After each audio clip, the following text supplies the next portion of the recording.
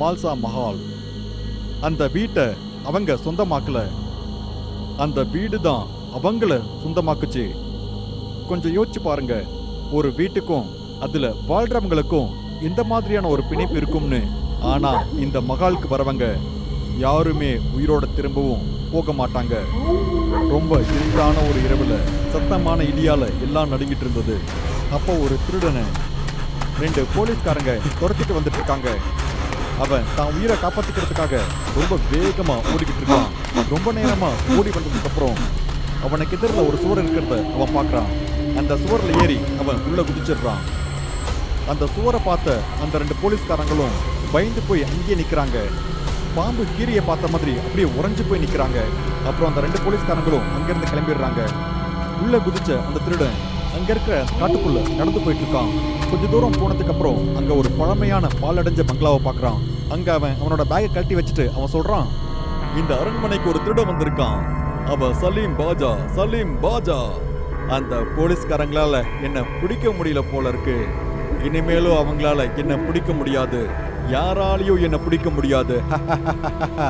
தான் தப்பிச்சு வந்ததை நினைச்சு சலீம் இப்படி கொண்டாடிக்கிட்டு இருக்கான்.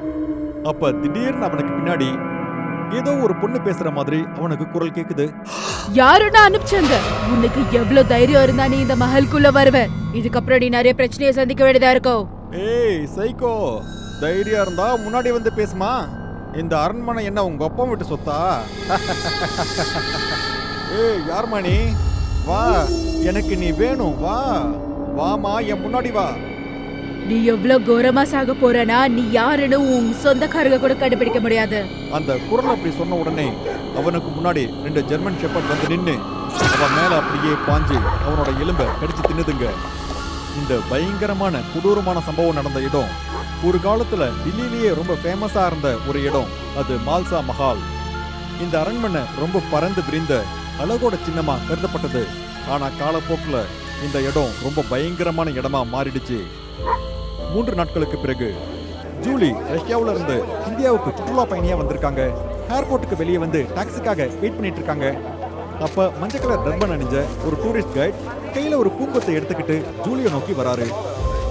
வணக்கம் Julie madam, welcome to India G. நான் உங்களோட டிராவல் கைட் ஹர்பிந்தர் ஜோதி. உங்க பயணம் எப்படி இருந்துச்சு மேடம்?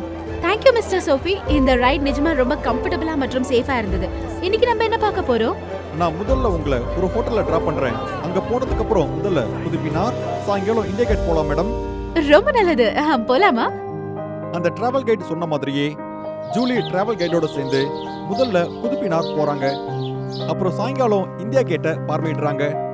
கொஞ்ச நேரம் அலைஞ்சு தெரிஞ்சதுக்கு அப்புறம் அவங்க இந்தியா கேட்டை போட்டோ எடுக்கிறாங்க. அப்புறம் ஜூலியும் ஹர்பிந்தரும் இந்தியா கேட்க்கு வெளியில இருக்கிற ஒரு பெஞ்சில உட்கார்ந்து ஐஸ்கிரீம் சாப்பிட்டு இருக்காங்க. அப்போ ஜூலி ரொம்ப ஆர்வத்தோட கேட்டாங்க, எப்பவுமே எல்லா டூரிஸ்ட் பாக்குற இடங்க மட்டும் தான் பாப்பாங்க, ஆனா நான் ஒரு மாதிரி டிஃபரெண்டா யூனிக்கான இடத்தை பார்க்கணும்னு நினைக்கிறேன். என்ன மன்னிச்சிருங்க மேடம் ஜி, நீங்க என்ன சொல்ல வரீங்கன்னு புரியலையே. டிஃபரெண்டானா என்ன சொல்ல வரீங்க? எனக்கு என்னன்னா ஏதாவது ஹாரரா எக்ஸ்பீரியன்ஸ் பண்ணணும் போல இருக்கு. சோ அரவிந்தர், இந்த மாதிரி நிஜமான பேய்ங்க நடமாடுற இடம் உனக்கு ஏதாவது தெரிஞ்சிருந்தா என்ன அங்க கூட்டிட்டு போறீங்களா? அப்படியாப்பட்ட ஒரு இடம் இருக்கு மேடம். ஆனா என்னால உங்களை அங்க கூட்டிட்டு போக முடியாது மேடம். ஏன்னா அங்க போன யாருமே இது வரைக்கும் உயிரோட திரும்பி வந்ததே இல்ல. அரவிந்தர், என்ன தயவு செய்து அந்த இடத்துக்கு எப்படியாவது கூட்டிட்டு போங்க. உங்களுக்கு 3 மடங்கு எக்ஸ்ட்ரா காசு கொடுக்கறதுக்கு நான் தயாரா இருக்கேன். இன்னைக்கு ராத்திரியே போலாமா? ஓகே மேடம் ஜி, நீங்க ரொம்ப வற்புறுத்தி கேட்டுக்கிட்டே இருக்கீங்க. அப்புறம் என்னால எப்படி உங்களை தடுக்க முடியும்? நீங்க இப்பவே கொஞ்சம் அட்வான்ஸ் கொடுக்குறீங்களா? ஜூலி கட்டுக்கட்டா பணம் கொடுக்குறாங்க. அரவிந்தர் அவங்க சேர வேண்டிய இடத்துல இறக்கி விட்டுட்டு ஜூலிக்கு அவரு கேமராவையும் கொடுக்குறாரு. ஜூலிக்கு உள்ள போக ஹெல்ப் பண்றாரு. ஜூலி அந்த கைடோட உதவியால அந்த பெரிய சுவரை தாண்டி உள்ள குதிச்சிடுறாங்க. உள்ள குதிச்ச உடனே அங்க ஒரு போர்டை பாக்குறாங்க. அந்த போர்ட்ல இப்படி எழுதியிருந்தது, என்ட்ரி ரெஸ்ட்ரிக்டட், கவுன்ஸ் ஜாக்கிரதை, உள்ளே செல்லும் நபர்கள் கொல்லப்படுவார்கள். அந்த மாதிரி அந்த போர்ட்ல உள்ள போறதுக்கு அனுமதி இல்லைன்னு எழுதியிருந்தது. அங்க பயங்கரமா வேட்டை நாய்களும் பயங்கரமான விலங்குகளும் இருக்கிறதா அதுல எழுதியிருந்தது. அதை படிச்சு பார்த்து ஜூலி ரொம்ப சத்தமா சிரிக்கிறாங்க. ஓ, நான் பயந்துட்டேன். இந்த மாதிரி வார்னிங் எல்லாம் யார் பயப்படுவாங்க? ஜூலி இப்படி சொல்லிட்டு முன்னோக்கி போறாங்க. ஜூலி எதை பத்தியும் யோசிக்காம அந்த காட்டுக்குள்ள அவங்க போய்கிட்டே இருக்காங்க. அப்ப அவங்களுக்கு பின்னாடி ஒரு பயங்கரமான பேய் நடந்துகிட்டு இருக்கு. அதை உணராம போய்கிட்டே இருக்காங்க. கொஞ்ச தூரம் போனதுக்கு அப்புறம் ஜூலி தனக்கு முன்னாடி யாரோ இருக்கிற மாதிரி உணர்றாங்க. அதால ஒரு செகண்ட் அப்படியே பயந்து போயிடுறாங்க. உடனே அவங்களுக்கு வேர்த்து கொட்ட ஆரம்பிச்சது. உடனே ஜூலி கையில இருக்கிற பிளாஷ் லைட்டை எடுத்து அங்கேயும் இங்கேயும் அடிச்சு பார்க்கறாங்க. அப்ப அந்த பிளாஷ் லைட்டோட வெளிச்சத்துல ஒரு சின்ன அணில் அங்கேயும் இங்கேயும் ஓடிக்கிட்டு இருந்தது. ஜூலி மறுபடியும் நடக்கிறாங்க. அரை மணி நேரம் நடந்து போனதுக்கு அப்புறம் ஜூலி அவங்களோட இலக்கை அடைகிறாங்க. இப்ப அவங்களுக்கு முன்னாடி இருக்கிறது மால்சா மஹால் தான். ஒரு காலத்துல இந்த மஹால் ராஜ குடும்பத்தை சேர்ந்த ராணிகள் தங்கறதுக்கான ஒரு அரண்மனையா இருந்தது. நடந்து வந்த டயர்ட்ல ஜூலி ஒரு பாயை எடுத்து போட்டு அதே இடத்துல படுத்துடுறாங்க. கொஞ்ச நேரத்துல தூங்கிடுறாங்க. ஜூலி அப்படி தூங்கிட்டே இருக்கும்போது திடீர்னு நாய் குலைக்கிற மாதிரி சத்தம் கேட்குது. அதை கேட்டு ஜூலி கண் விழிச்சிடுறாங்க. இங்க வேட்டை நாய்கள் இருக்கு, ஜாக்கிரதை அப்படின்னு இவங்க உள்ள வரதுக்கு முன்னாடி ஒரு போர்ட் பார்த்தாங்கல்ல, அது இவங்களுக்கு ஞாபகம் வருது. உடனே ஜூலி அந்த தரையில ஏதாவது கல் இருக்கா அப்படின்னு வெறித்தனமா தேட ஆரம்பிச்சாங்க. அதனால தன்னை காப்பாத்துக்கலாம்னு நினைச்சாங்க. ஆனா ஜூலியோட துரதிர்ஷ்டம், ஜூலிக்கு திடீர்னு அங்க ஏதோ ஒண்ணு கிடைக்குது. ஜூலி உடனே அந்த கையில எடுத்து அது என்னன்னு பாக்குறாங்க. வீட்டுல பாக்குறதுக்கு அது ஒரு கல் மாதிரியே இருந்தது. அப்புறம் தான் ஜூலிக்கு தெரிய வருது அது ஏதோ ஒரு விலங்கோட சாணம்னு. உடனே அதை தூக்கி வீசிடுறாங்க. அப்ப திடீர்னு அங்க தண்ணியோட சத்தம் கேக்குது. ஜூலி கொஞ்சம் கூட யோசிக்காம தண்ணி சத்தம் கேட்கிற பக்கமா நடந்து போறாங்க. அங்க ஒரு குளம் இருக்கிறத பாக்குறாங்க. உடனே அவங்களோட கையை கழுவுறாங்க. கையை கழுவி முடிச்சதுக்கு அப்புறம் அந்த குளத்துல இருந்து கையை வெளியே எடுத்த உடனே கர்ச்சிப்பை வச்சு துடைக்கிறாங்க. ஆனா அவங்களோட வெள்ளை கர்ச்சிப் திடீர்னு சிவப்பு கலரா மாறிடுது. ஜூலி உடனே போன் எடுத்து பிளாஷ் லைட்டை ஆன் பண்ணி பாக்குறாங்க. அங்க பார்த்த காட்சியால அவங்களோட கால் கை எல்லாமே நடுநடுங்கி போகுது. ஏன்னா அவங்களுக்கு முன்னாடி இருக்கிறது சாதாரண குளம்ல, ரத்தம் நிறைஞ்சிருக்கிற ஒரு குளம். அதுல பறவை, விலங்கு, மனுஷனோட குடல்கள் எல்லாம் நிறைஞ்சிட்டு இருக்கு. இங்கிலீஷ்ல கூட என்ன அந்த போர்டுல எழுதிருந்தது இல்ல, ஏன் படிக்கலையா? அவ்வளவு தைரியமா நீ உள்ள வந்துட்டியா? இப்படி ஒரு குரல் ஜூலியோட காதுக்கு கேக்குது. அப்ப ஜூலியோட கை கால் எல்லாமே நடுநடுங்க ஆரம்பிக்குது. ஆனா ஜூலி எதுக்கு ஆசைப்பட்டாங்க? இந்த மாதிரி ஒரு ஹாண்டட் பிளேஸ்க்கு போகணும்னு தானே அவங்க ஆசைப்பட்டாங்க. இந்த மாதிரி ரொம்ப ஆபத்து இருக்கிறதால தான் அரசாங்கம் இந்த இடத்தை தடை பண்ணிருக்கு. அந்த குரலை கேட்டதுக்கு அப்புறம் ஜூலி இப்படியோ தைரியத்தை வரவழைச்சுக்கிட்டு தைரியமான குரல்ல கேக்குறாங்க, நீ உண்மையான பேய் இல்லைன்னு எனக்கு நல்லாவே தெரியும். ஒருவேளை நீ உண்மையான பேயா இருந்தா ஏன் முன்னாடி வா பார்க்கலாம். இப்போ அந்த இடமே அமைதியாகுது. கொஞ்ச நேரம் காத்துட்டு இருந்ததுக்கு அப்புறம் ஜூலிக்கு எந்த ஒரு பதிலும் வரல. அதனால பொறுமை இழந்த ஜூலி சிரிச்சுக்கிட்டே சொல்றாங்க, ரொம்ப பயந்துட்டேன். உன்ன மாதிரி பேய்ங்க என்ன சுண்டு விரலால கூட தொட முடியாது. ஜூலி இப்படி திட்டிட்டு திரும்ப போக முயற்சி பண்றாங்க. அவங்க அப்படியே மெதுவா திரும்பி போய்கிட்டே இருக்கும்போது திடீர்னு அந்த இருட்டுக்கு நடுவுல மஞ்சள் கலரா ஏதோ வெளிச்சம் தெரியுது. கொஞ்ச நேரத்துக்கு அப்புறம் அந்த வெளிச்சம் திடீர்னு மறைஞ்சிருது. ஜூலி இதை ஒரு தந்திரம் அப்படின்னு நினைச்சுக்கிட்டு அந்த வெளிச்சம் வர பக்கமா பார்த்து அமைதியா நடந்து போயிட்டு இருக்காங்க.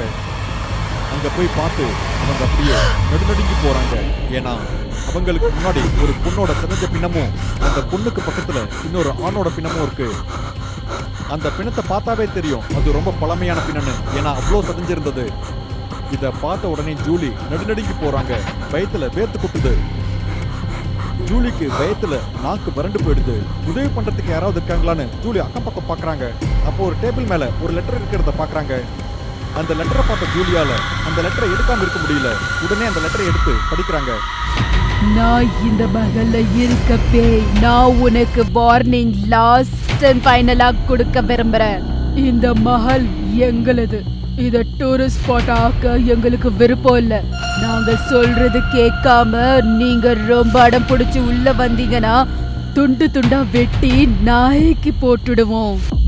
இத படிச்ச உடனே ஜூலியோட கை கால்கள் எல்லாம் நடுநடுங்க ஆரம்பிக்குது. இப்ப அவங்கள சுத்தியும் அமைதியா இருக்கு. அந்த அமைதியான சத்தத்துக்கு நடுவுல வவ்வாலோட சத்தமும் ஆந்தையோட சத்தமும் கேக்குது. தன்னை காப்பாத்துக்கு ஏதாவது வழி இருக்கான்னு ஜூலி சுத்தியும் முத்தியும் பாக்குறாங்க. அப்ப திடீர்னு அங்க ஒரு காட்டு ஓனாய் சத்தம் போட ஆரம்பிக்குது. அதோட பயங்கரமான சத்தம் அந்த மகால் முழுவதும் ரொம்ப பயங்கரமா எதிரொலிச்சது. அந்த சத்தத்தை கேட்ட உடனே ஜூலி அந்த இடத்துல இருந்து ரொம்ப வேகமா வெளியே போக முயற்சி பண்ணாங்க. அவங்க ஓடி ஓடி அவங்க எகிரி குதிச்சு உள்ள வந்த அந்த காம்பவுண்ட் பாக்குறாங்க. இப்ப அதை நோக்கி வேகமா ஓடி போறாங்க. ரொம்ப நேரம் ஓடி வந்ததுக்கு அப்புறம் மறுபடியும் அவங்க அந்த மகால் கிட்டே நிக்கிறாங்க. இப்ப விரக்தியான ஜூலி அதே இடத்துல மண்டிட்டு அழ ஆரம்பிக்கிறாங்க. அப்ப வேகம் விளையாடு ஆவி ஜூலி முன்னாடி வந்து நின்று ஜூலியை பார்த்து சொல்லுது, உங்கள மாதிரி நிறைய பேரு எங்க மகளை சுத்தி பார்க்கிறதுக்காக வருவாங்க. ஆனா அது எங்களுக்கு பிடிக்காத ஒரு விஷயம். சாரி ராணிஜி, எங்களுக்கு தெரியாம நான் உள்ள வந்துட்டோம். என்ன தயவு செய்து மன்னிச்சிடுங்க, என்ன போக விடுங்க. கண்டிப்பா உன்னை போக விடுறேன். ஆனா பாவம் பசங்க 2 நாளா சாப்பாடு இல்லாம ஏமாந்து போயிருக்காங்களே. பேகம் மகாலோட வார்த்தையை கேட்டதும் தான் உயிரோட திரும்ப போவோம் அப்படிங்கிறதுக்கான கடைசி நம்பிக்கையும் ஜூலி இழந்துட்டாங்க. அப்ப பேகம் சைகை காட்டின உடனே அங்கிருந்த 3 ஜெர்மன் ஷெப்பர்ட் நாய்கள் ஜூலி மேல பாஞ்சி அவங்களை கடிச்சு கொன்னுருதுங்க. ஜூலியோட உடல்ல இருந்த எல்லா ரத்தத்தையும் குடிச்சதுக்கு அப்புறம் அந்த நாய் ஜூலியோட உயிரில்லாத அந்த உடலை எடுத்துட்டு போய் இவங்க உள்ள வரும்போது பார்த்த இந்த போர்டுக்கு கீழே போட்டு போயிருதுங்க. அன்னையில இருந்து இந்த பேகம் விலாயத்தோட மல்சா மகாலுக்கு வரணுங்கிற எண்ணம் யாருக்குமே இல்லை. திருடனா இருந்தாலும் சாகசக்காரர்களா இருந்தாலும் யாரா இருந்தாலும் இதுதான் அவங்களோட முடிவு. பயங்கரமா இருக்கிற இந்த மாதிரியான கதைகளை பார்க்கறதுக்காக டூடு டிவி ஹாரர் தமிழுக்கு உடனே சப்ஸ்கிரைப் பண்ணுங்க. அப்புறம் உங்களோட கதையும் இந்த உலகத்தில் இருக்கிறவங்க பார்க்கணுன்னு நீங்க ஆசைப்பட்டீங்கன்னா உடனே டூடு டிவி மெயில் அட்ரஸ்க்கு உங்களோட கதையை அனுப்புங்க. அடுத்த பயங்கரமான கதை உங்களோட தான் இருக்கிறதுக்கும் வாய்ப்பு இருக்கு.